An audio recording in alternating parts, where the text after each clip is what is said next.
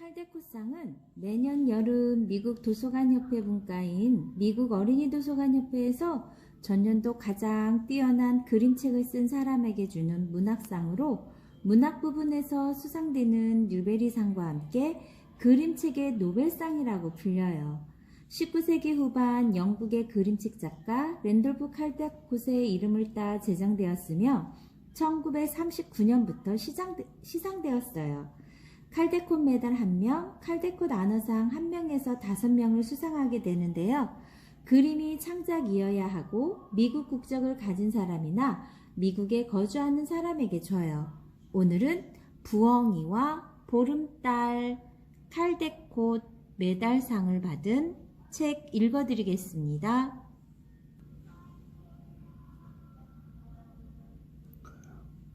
추운 겨울밤이었습니다. 잠잘 시간도 한참 지난 밤중에 아빠하고 나는 부엉이 구경을 나갔습니다. 바람은 불지 않았고 나무도 거대한 동상처럼 가만히 서 있었습니다.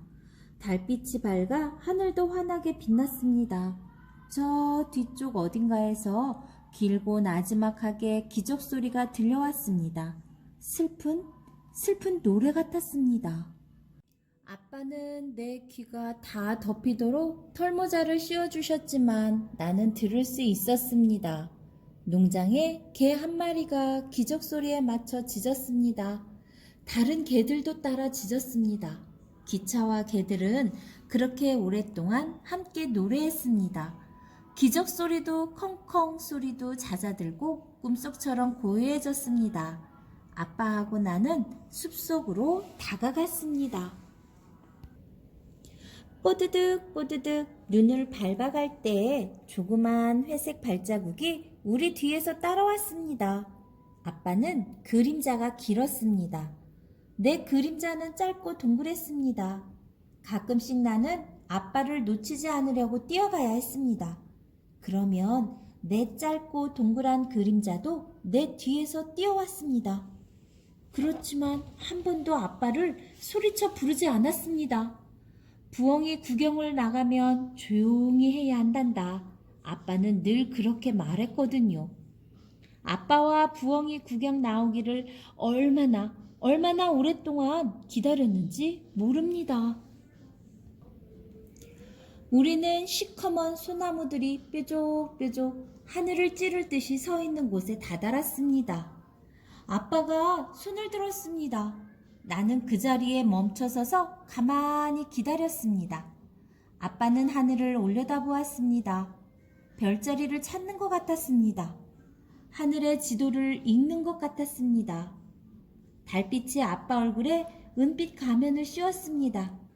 아빠는 소리내어 불렀습니다. 뿌! 뿌! 큰뿔 부엉이 소리 같았습니다. 뿌엉! 뿌엉! 아빠는 다시 불렀습니다. 한 번, 또 한 번. 한 번씩 부르고 나서는 조용히 기다렸습니다. 우리는 잠시 귀 기울여 들었습니다. 하지만 아무 대답도 없었습니다. 아빠는 어깨를 으쓱했습니다. 나도 어깨를 으쓱했습니다. 나는 실망하지 않았습니다. 오빠들이 그랬거든요. 부엉이를 본 날도 있었고 부엉이를 못 본 날도 있었어.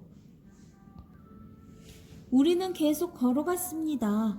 몹시 추웠습니다. 누군가 얼음손으로 내 등을 쓸어내리는 것 같았습니다. 코랑 볼은 얼어서 화끈거렸습니다. 그래도 나는 한마디도 하지 않았습니다. 부엉이 구경을 나가면 조용히 해야 되거든요. 자기 몸은 자기가 알아서 따뜻하게 해야 되거든요. 우리는 숲으로 들어갔습니다. 숲속에 늘어선 나무 그림자들은 여태껏 본 어떤 것보다도 시커맸습니다. 코 밑에까지 끌어당긴 따뜻한 털목도리가 입김에 젖어 축축했습니다. 입가가 꺼끌꺼끌했습니다. 저기 저 시커먼 나무 뒤에는 뭐가 숨어 있을까? 하지만 나는 물어보지 않았습니다. 부엉이 구경을 가서는 용감해야 하거든요. 이윽고 우리는 컴컴한 숲속 하얀 빈터에 이르렀습니다. 보름달이 우리 머리 위로 높이 떠 있었습니다. 달빛은 빈터 한가운데로 고스란히 쏟아졌습니다. 달빛 아래서 눈은 아침마다 먹는 우유보다 더 하였습니다.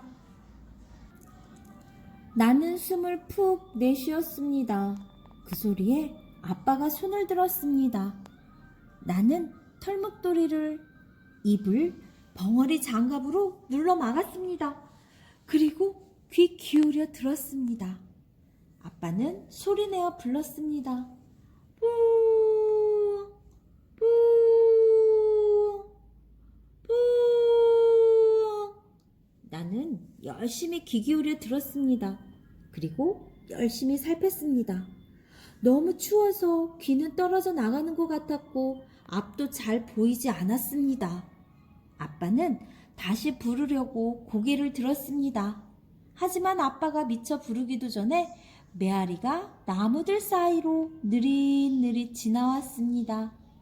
뿌엉 뿌엉. 아빠는 보일 듯 말 듯 미소를 지었습니다. 그리고 다시 소리쳤습니다. 뿌엉 뿌엉. 저녁은 먹었니? 오늘 숲에는 별일 없니? 보름달이 아름답지 않니? 날씨가 참 춥구나. 아빠하고 부엉이는 이런 이야기를 나누는 것 같았습니다. 나는 털목도리에서 입에서 벙어리 장갑을 뗐습니다. 그리고 보일 듯 말 듯 미소를 지었습니다. 목초지 끄트머리 나무 꼭대기에서 들리던 부엉이 소리가 가까워졌습니다. 목초지에서는 아무것도 움직이지 않았습니다. 그때 갑자기 부엉이 그림자 하나가 커다란 나무 그림자에서 떨어져 나와 하늘로 솟아오르더니 우리 머리 위로 날아갔습니다. 우리는 말없이 지켜보았습니다. 입안에 열기가 가득히 담겨서 할 말이 가득히 열기가 되어서 우리는 아무 말도 하지 못했습니다. 부엉이 그림자가 다시 부엉부엉 울었습니다. 부엉이가 나뭇가지에 내려앉자 아빠는 커다란 손전등으로 부엉이를 비추었습니다. 1분, 3분, 어쩌면 100분이었는지도 모릅니다. 부엉이와 우리는 서로 바라보았습니다. 그러다가 부엉이가 커다랗게 날갯짓을 하더니 나뭇가지에서 솟아올라 숲으로 날아갔습니다. 소리 없는 그림자 같았습니다. 이제 집에 가야지. 아빠가 말했습니다. 이제는 말을 해도 되고 크게 웃어도 된다는 건 알았습니다. 하지만 집으로 돌아오는 내내 나는 소리 없는 그림자가 되었습니다.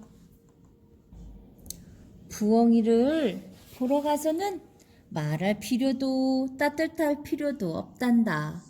소망 말고는 어떤 것도 필요가 없단다. 아빠는 늘 이렇게 말했습니다. 저렇게 눈부신 부엉이와 보름달 아래를 침묵하는 날개에 실려 날아가는 소망 말이에요. 부엉이를 보고 간 친구는 마음속에 어떠한 생각으로 내려가고 있을까요?